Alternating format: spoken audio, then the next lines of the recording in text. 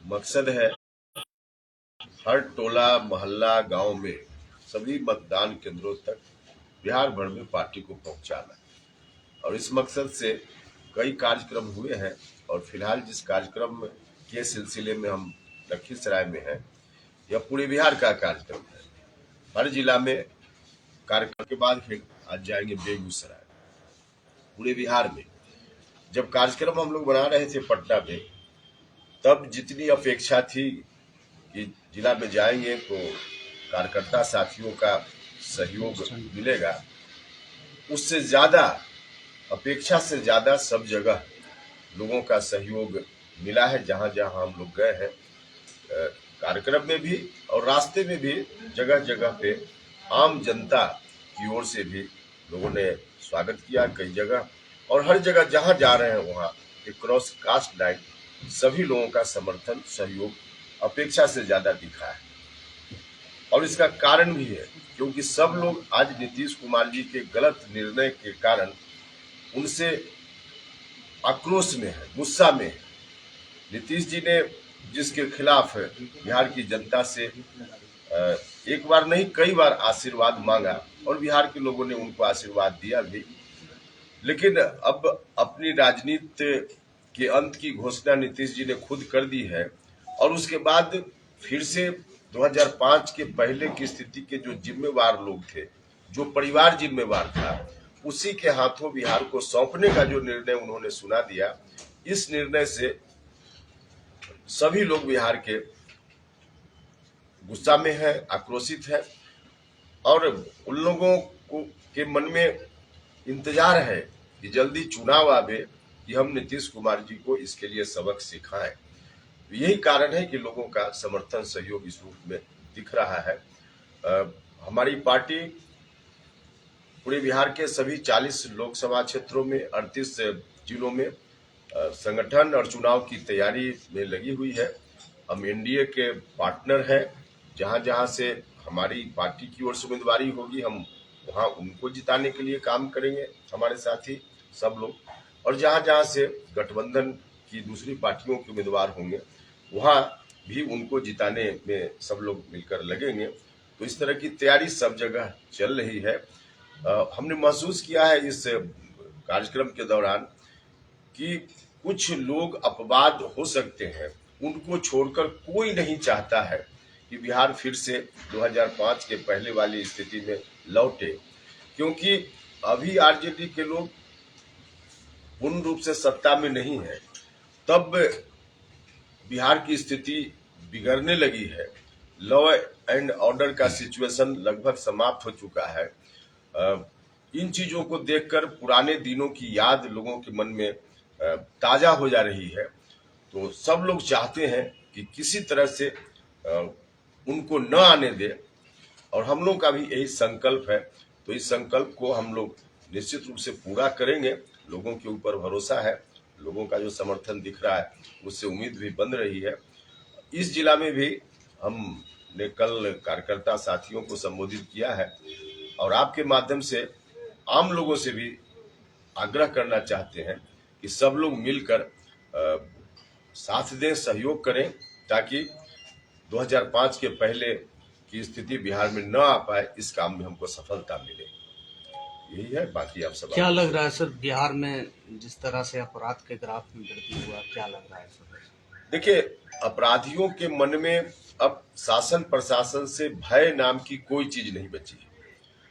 अपराध करने वाले लोगों के मन में अगर डर होता है कि हम कुछ करेंगे तो पुलिस कार्रवाई करेगी और हम बच नहीं पाएंगे, तब लोग अपराध करने से डरते हैं, हिचकते हैं।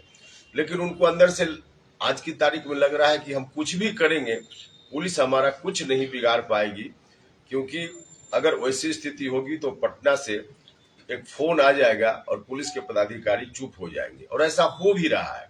इसलिए अपराधियों का मन बढ़ा हुआ है और इस तरह की घटनाएं 2005 के पहले की तरह अब बिहार भर में शुरू हो गई। सर, नीतीश कुमार का बयान आया है कि हम विपक्षी को एकजुट कर रहे हैं, हमें किसी पद का लोभ नहीं है, क्या मानते हैं आप इसको? देखिए, नीतीश कुमार जी की खुद की जमीन तो अब खिसक चुकी है। अब मार्केट वैल्यू उनका बिहार में जीरो है। कुछ भी नहीं है।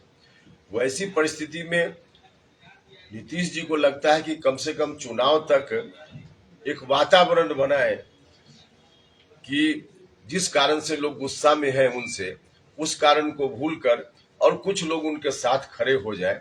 तो इसलिए बिहार से बाहर विपक्षी एकता की बात सब जगह कर रहे हैं।